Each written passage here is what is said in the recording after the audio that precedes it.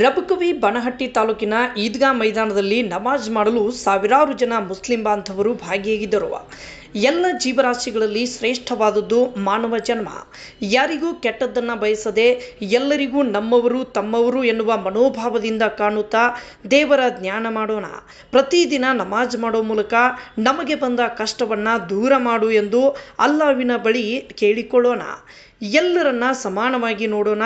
ಭೂಮಿಯ ಮೇಲೆ ಇರುವ ಎಲ್ಲ ಜೀವರಾಶಿಗಳನ್ನು ಚೆನ್ನಾಗಿಟ್ಟು ಕಾಪಾಡು ಎಂದು ದೇವರ ಸ್ಮರಣೆ ಮಾಡೋಣ ಎಂದು ಮೊಹಸಿನ್ ಮೌಲಾನಾ ಗೋಕಾಕ್ ಎಲ್ಲರಿಗೂ ಹೇಳಿದರು.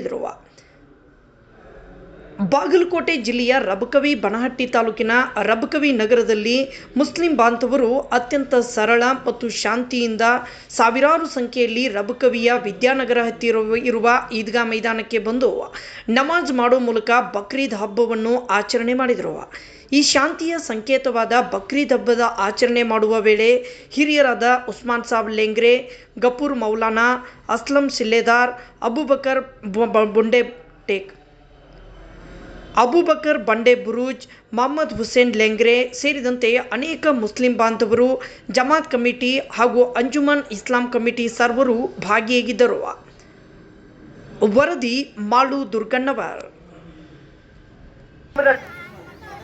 साथी जरा जल्दबाजी करे, जल्दबाजी वसारी हो। अरे अल्लाह के दीन की तरफ जल्दी करो।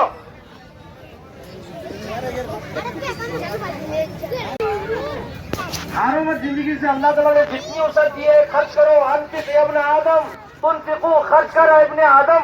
अल्लाह ताला तुझ पर खर्च करेंगे। अल्लाह के नबी सल्लल्लाहु अलैहि वसल्लम का वादा है। खर्च करो, अल्लाह ताला खर्च करने वालों पर खर्च करते हैं। खर्च करो भाई अल्लाह के रास्ते में, अल्लाह के दीन के लिए, अल्लाह के घर को बुलंद करने के लिए खर्च करते रहो।